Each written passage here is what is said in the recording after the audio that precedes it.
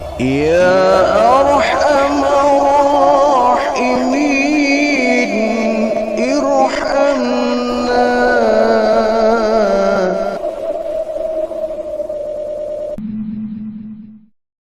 Di dalam kitab Nashihul Ibad ada satu sabda dari baginda Rasulullah sallallahu alaihi wasallam, "Ad-dunya daru man la dara lahu, wa malu man la malahu, wa laha yajma'u man la aqla lahu, wa yastagilu bi syahawatiha man la fahma lahu, wa 'alaiha yahzunu man la ilma lahu, wa laha yahsudu man lubba lahu, wa ilaiha yas'a man la yakina lahu."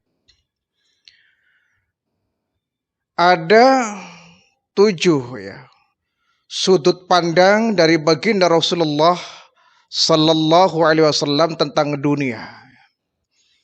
Dunia yang kita tinggali ini, dunia yang kita tempati ini merupakan media media kita untuk melaksanakan ibadah dalam rangka mencari bekal saat kita menuju alam akhirat. Maka tentunya kita hidup di dunia ini jangan sampai terlena dan tertipu. Jangan sampai terpedaya dengan keindahannya, sehingga kita kemudian dininak bobokan oleh dunia ini, yang akibatnya kita melupakan akhirat. Nah, dunia ini dalam pandangan baginda Rasulullah sallallahu alaihi wasallam ada 7 Ada 7 penilaian dari baginda Rasul tentang dunia. Yang pertama, ad-dunya daru man la darolahu. Dunia adalah rumah bagi orang yang tidak memiliki tempat di akhirat. Rumah bagi orang yang tidak memiliki tempat di akhirat. Artinya orang-orang yang tidak punya harapan di akhirat maka segalanya tertumpah di dunia ini. Dunia dia jadikan sebagai tujuan akhir Dari segala aktivitasnya tertumpah semua di dunia. Ya dunia tempat dia bernaung, ya dunia tempat dia untuk istirahat, ya dunia tempat dia bersenang-senang. Yang kemudian dunia pun telah melupakan dia kepada akhirat. Orang seperti ini orang-orang kafir dia menjadikan dunia sebagai surga. Segalanya tertumpah di sini, maka ketika dia selesai usianya, dia meninggal dunia, maka selesai juga surganya sampai di situ. Sehingga dunia diibaratkan seperti rumah baginya. Padahal rumah di dunia hanya rumah persinggahan. Seperti Pak Tani di sawah Dia membuat gubuk tengah sawah, itu kan hanya untuk bernaung yang sifatnya sementara. Bukan ditinggali istirahat untuk selama-lamanya, tapi dia harus pulang ke rumah aslinya. Yang dia bikin di tengah ladang itu rumah hanya untuk istirahat sejenak. Dunia, rumah yang kita bangun di dunia ini tempat istirahat sejenak. Bukan rumah tinggal kita yang sebenarnya. Jadi kasihan bagi mereka yang menganggap dunia ini surga. Sehingga ketika selesai usianya sudah, dia nggak punya pengharapan lain di belakang itu. Dan negeri akhirat dengan ia lalaikan, ia lupakan. Seolah-olah dunia ini sudah finish Padahal dunia hanya halte, dunia hanya persinggahan. Rumah yang kita bangun hanya sebagai tempat halte sementara, persinggahan sementara. Kita harus bersiap untuk meraih rumah kita yang sebenarnya, yakni rumah akhirat. Jadi kata baginda Rasul, dunia ini merupakan rumah bagi mereka, orang-orang yang tidak memiliki rumah di akhirat. Artinya mereka yang tidak punya penghidupan di akhirat. Segalanya tertumpah di dunia ini. Mereka lah orang-orang kafir yang menjadikan dunia sebagai keindahan, sebagai tempat dia bernaung, tempat dia untuk melampiaskan hawa nafsunya. Sehingga ketika di akhirat dia nggak punya amal, dan dia hidupnya akan termasuk orang-orang yang khasirin, orang-orang yang merugi. Jadi kita boleh membangun dunia di dunia ini seindah mungkin. Ya. Membangun rumah seindah mungkin. Bikin istana seindah mungkin. Tapi jangan pernah kita membuat rumah yang menyebabkan kita beranggapan bahwa rumah kita akan kekal. Kita jangan sampai melupakan rumah akhirat yang nanti akan kita tuju. Jadi rumah kita di dunia ini hanya akan jadi ahli waris kita saat kita meninggal dunia. Tidak ada satupun yang kita bawa untuk menuju alam akhirat. Yang kedua, dunia menurut baginda Rasul, wa malu man la malalahu. Dunia adalah harta bagi mereka yang tidak punya kekayaan akhirat. Harta bagi orang yang tidak punya kekayaan akhirat. Itu orang-orang yang miskin amal, yang nanti di akhirat dia mendapatkan azab. Dia nggak dapat kapling di surga. Dia mendapatkan kesengsaraan di akhirat. Sehingga dunia ini merupakan harta baginya. Harta kemewahan baginya. Padahal ketika dia mati, semua yang dia miliki akan stop di dunia ini. Tidak ada yang kita bawa. Harta bisa kita bawa ke alam baka kalau harta yang kita miliki kita infakkan. Secara materi, secara fisik betul ya. Harta tidak akan ikut kita ke liang kubur. Tidak akan kita bawa menuju akhirat secara fisik. Namun secara nilai, harta yang kita punya akan kita bawa kalau dia infakkan di jalan Allah. Kita sedekahkan, kita infakkan, kita dermakan, kita wakafkan untuk kepentingan agama, sehingga harta itu akan menjelma menjadi pendamping hidup kita ketika ada di alam barzah dan alam akhirat. Ya. Karena sedekah itu merupakan bagian dari amal jariah. Ya, kita bersedekah itu amal jariah, amal-amal yang bisa nyambung. Walaupun orangnya sudah meninggal dunia, dia mendapatkan yang namanya pensiunan pahala. Kita bukan cuma mengejar pensiun dunia ya, pensiun uang, pensiun jabatan. Tapi kita ingin dapat pensiun pahala. Dapat pensiunan pahala yang kitanya sudah meninggal di dunia, tapi dapat tunjangan pahala terus mengalir. Di antaranya adalah sedekah jariyah. Jadi orang yang ingin agar hartanya bisa membawa dia, bisa menyelamatkan dia, bisa dibawa ke alam baka, maka hartanya harus dia infakkan di jalan Allah. Kalau tidak, maka harta akan menipu kita. Akan menipu kita, menyesatkan kita, menjerumuskan kita kepada kesesatan. Maka bagi mereka orang yang menomorsatukan harta di dunia ini, dia nggak akan punya harta di akhirat. Dia nggak akan dapat kesempatan masuk ke dalam surga, ya, mendapatkan harta yang sesungguhnya di akhirat. Karena hartanya dia tumpahkan semua di dunia. Sayang 1000 sayang. Ya. Jadi alhamdulillah kalau kita mendapatkan harta banyak. Jadi orang kaya alhamdulillah ya. Tapi jangan sampai kekayaan itu mandek berhenti sampai di dunia. Usahakan kita kaya di dunia, kaya juga di akhirat. Dengan catatan harta yang kita miliki, kita infakkan, kita pergunakan sebagai alat untuk mendekatkan diri kepada Allah. Yang ketiga kata baginda Rasul, dunia adalah walaha yajma'u man la aqlalahu. Dunia adalah kekayaan yang hanya akan ditumpuk-tumpuk oleh orang yang tidak sempurna akalnya, tidak paripurna akalnya. Dunia adalah tempat yang menumpuk-numpuk kekayaan, yaitu mereka bagi orang-orang yang akalnya nggak sempurna. Dalam artian bukan orang gila ya, bukan orang stres ya. Tetapi akal tidak sempurna ini, akal-akal yang menutupi penghambaannya kepada Allah ini. Ya. akalnya hanya digunakan untuk kepentingan dunia saja. Bahkan dia mendewa-dewakan akalnya.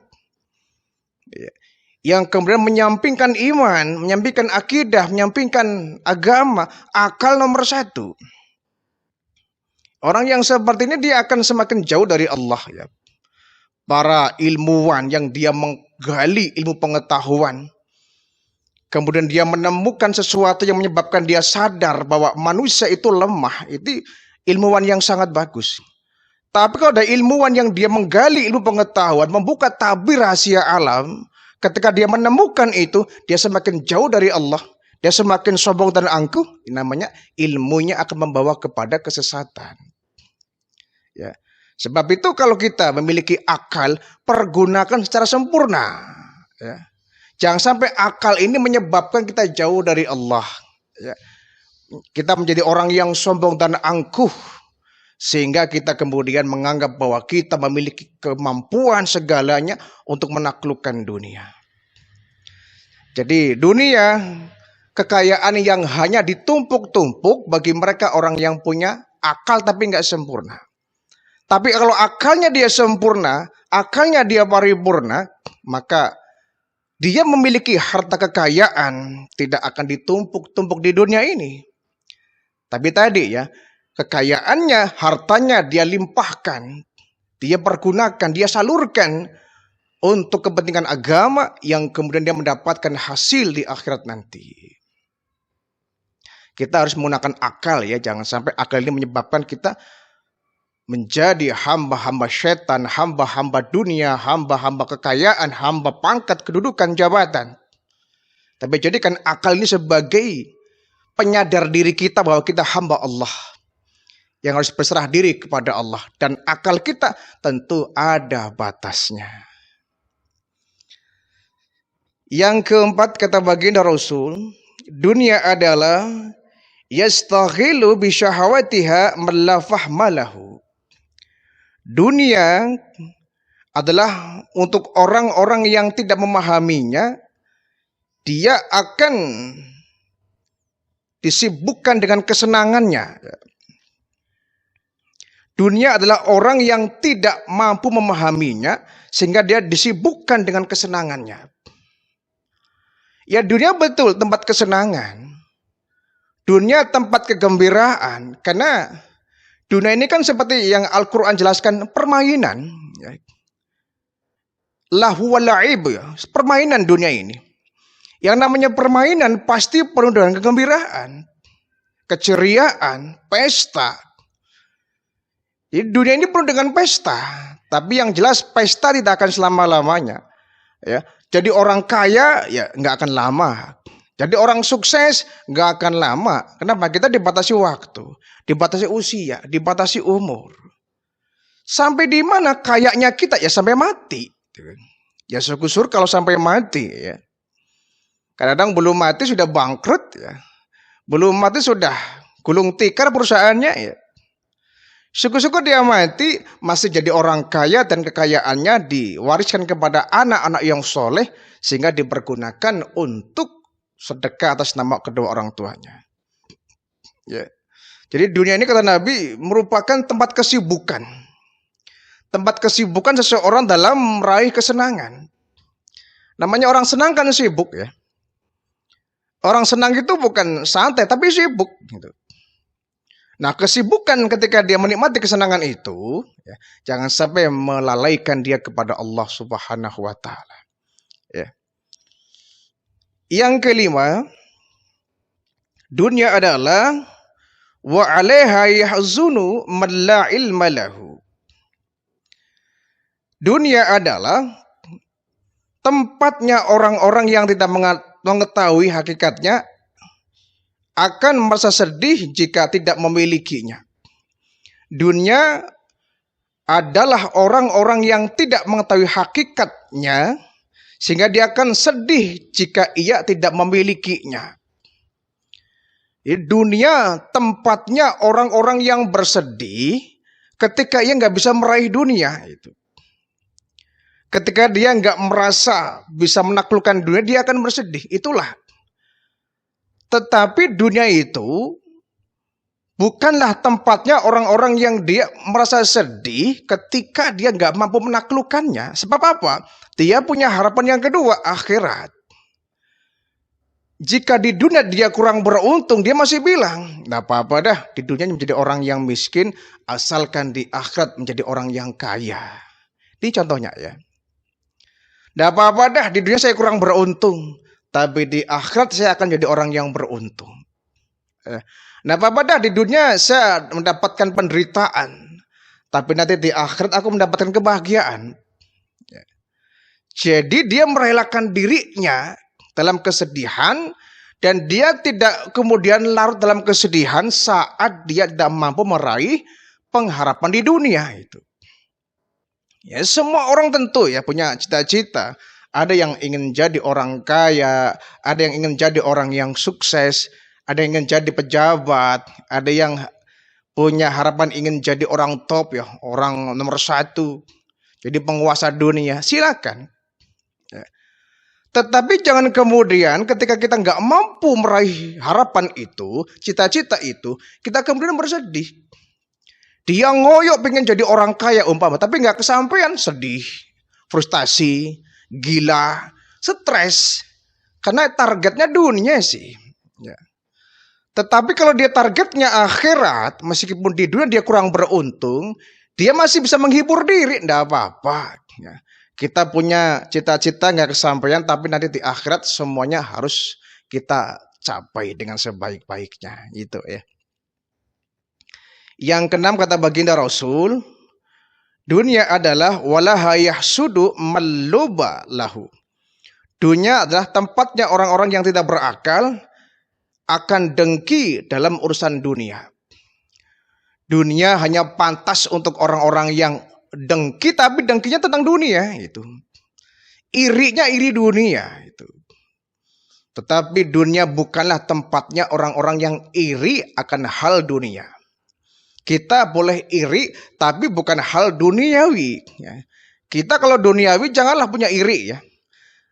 Yang kita boleh punya iri kepada orang-orang yang urusannya akhirat itu. Masya Allah, dia kalau ngaji suaranya enak ya. Tajwidnya bagus, mahrojnya bagus. Saya ingin dia bisa, kenapa saya nggak bisa? Namanya iri, tapi kepentingan akhirat. Ini bagus yang seperti ini. Dia orang nggak punya, orang miskin bisa umroh kok. Kenapa saya yang gajinya gede nggak bisa umroh? Ya. Terpaculah dia untuk kemudian menyontoh orang lain. Ini bagus. Dia yang sudah tua renta kok bisa kok bolak-balik ke masjid ya, berjamaah di masjid. Kenapa saya yang sehat masih muda nggak bisa? Saya harus bisa. Jadi namanya kita iri kepada kepentingan akhirat. Yang ini bagus. Bukan ngiri-ngiri yang sifatnya duniawi. Itu bukan tempatnya ya. Seorang muslim ketika di dunia tidak boleh memiliki iri dalam hal duniawi. Yang ketujuh kata baginda Rasul, dunia adalah wa ilaiha yas'a man la yakina lahu. Dunia adalah tempatnya orang-orang yang tidak punya keyakinan kepada Allah. Akan menjadikan sebagai tujuan. Orang-orang yang tidak punya yakin ya kepada Allah akan menjadikan sebagai tujuan.